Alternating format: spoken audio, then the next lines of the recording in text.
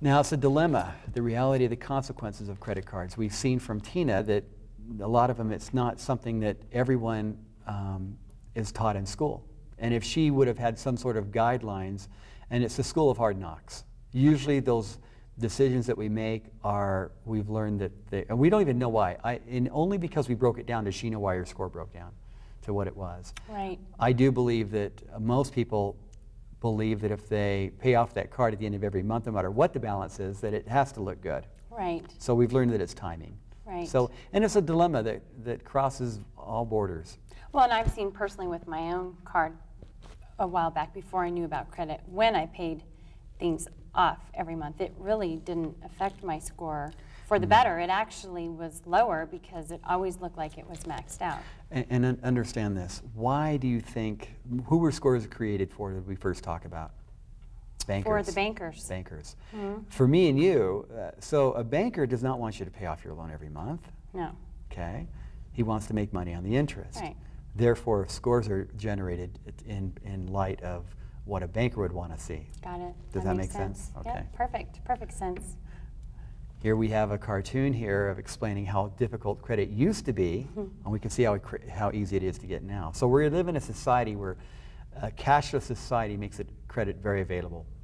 And it's not always to our advantage to take advantage of every card out there. However, we did say you want to get new lines of credit. Right. But it requires an educated investor to be able to say, okay, am I doing this right or not? And the good news is it's not too late to try to fix those scores or raise those scores higher, even if you have made wrong choices. We jump into the percentage of late payments that people have on their credit.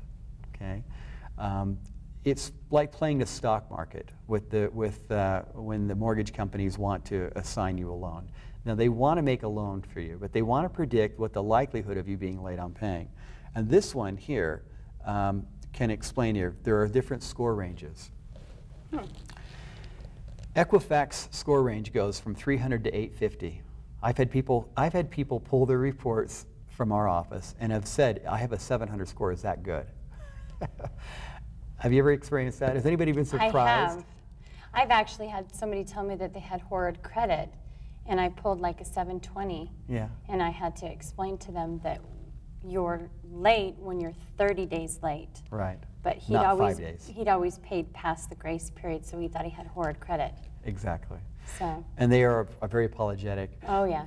And people don't understand that not having an 850 score is very rare. What's the highest score you've ever seen with an investor? I think I've seen an 850. Have you? Maybe once or twice, Okay. but that's the highest I've seen. In our office, the highest we've seen is 812. Wow. And we've analyzed that report a dozen times to figure out what that person did to get 812. But the score range from Equifax is from 300 to 850. So that's the software, and remember we refer to that as the beacon score. Okay? Right. The next one is Experian, and that score range goes from 300 to 900. Okay? And the reason is it's very simple. The software that they use that was given to them by Fair Isaac has to be different from each person. I mean, from each credit bureau, excuse me. So we have 300 to 850 with Equifax or the beacon score. We have 300 to 900 with the Experian score. And then we have the TransUnion score, and that score varies from 336 to 843. Now the reason this is important, and I bring this up, is how often have all scores ever been the same? Have you ever had all scores the same? Pull the credit No, report. sometimes they're 100 points different. Yeah. Yeah. Consumer Federation of America did a survey of 500,000 people, and their scores, 37% scores varied by 50 points. Yeah. Then you can see why, because there are different scores there. Well, I've never seen a 300. I've never seen anything below A 400. 499, yeah, maybe? 400. They usually don't go. Yeah. But if you were given a score of 899, you would still be given 3 reason codes why it wasn't 900 on there. Yeah, I've never seen one. And the other thing is, what score do they take on a mortgage? They usually take the middle score, am I right? So, most of them. So you're really looking, the range varies because all the information is different, but also because the points are different from each of them. Now, all 3 of these bureaus have combined, Equifax, Experian, and TransUnion, to create a new score they're trying to put out there called a Vantage score. And I wasn't going to mention that because it's confusing. So they're all going to They've all decided to pull together and come out with one score they're trying to sell to anybody that would use it in the mortgage industry, basically Freddie Mac and Fannie Mae, to be able to say, okay, will you consider this score as a #1 score that would be the decision maker for loans? So are they going to average out the 3 scores? No, they're their own algorithm. But they have indicated and did a press release they have no intentions of using that score. Now, that's not to confuse anybody. I'm just saying that this Fair Isaac is what provides scores for these credit bureaus, and these credit bureaus have realized that it's confusing for everyone. Okay. And so they want to create one score, and currently that's not going to happen right now, Right. but it's on the horizon. Then we try to talk about the odds of late payments. Now, this is very interesting. If you were a lender, look at this bottom one right here. If you have a score of 780, there's a 576 to 1 chance you're going to be late paying your mortgage, okay, or loan. If you have a score of 595 at the top end, it's 1.15 or 1.5 to 1 that you're going to be late paying your mortgage. It almost says it the following month after you get your loan, you're going to probably be late. 50, you know, you can understand why they look at scores as the way they do. Now, there's 3 checklists here that we have because each score gave us a different type of scenario, and they take the middle score. So that would be probably the middle box right there. And this is actually how they define whether or not you're going to be late paying your loan. And this is referred to as regressional analysis decision making. Wow. Okay? So Got it. a little interesting there. That is interesting. And then we're going to talk about the 5 factors that are not included in creating a FICO score. That are not included? No, these are not included in calculating a FICO score. Protected classes, those are minorities. Got it. Okay. Employment.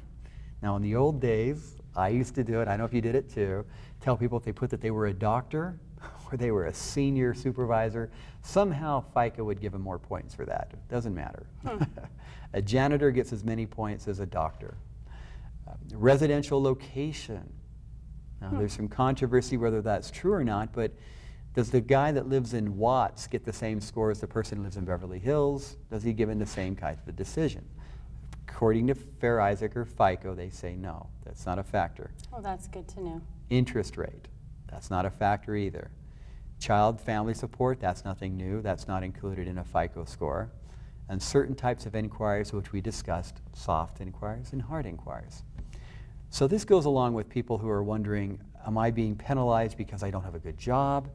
Am I being penalized because I'm a minority, a single mother? I've had people ask me if they had bad credit because they didn't make enough money per month. Yeah, and that's not even a factor into Yeah, it. I've always told them that, west side and east side where yeah, they live. They don't know how much money you make. No, they don't. The algorithm is very clear that if you have a lot of lines of credit that are high, the odds are that you've obviously somebody else made that decision and they had determined the fact that you can justify having a $100,000 line of credit and make a high income. So, and then the other factors on there we talked about, inquiries. Now, inquiries get blamed a lot on credit reports. Have you ever had that happen where people said, my score dropped 100 points because of my inquiry? Oh, I've heard that so many times. Yeah. Well, we're going to talk about some other things today that affect those scores that a lot of people don't understand and didn't know. Okay, great.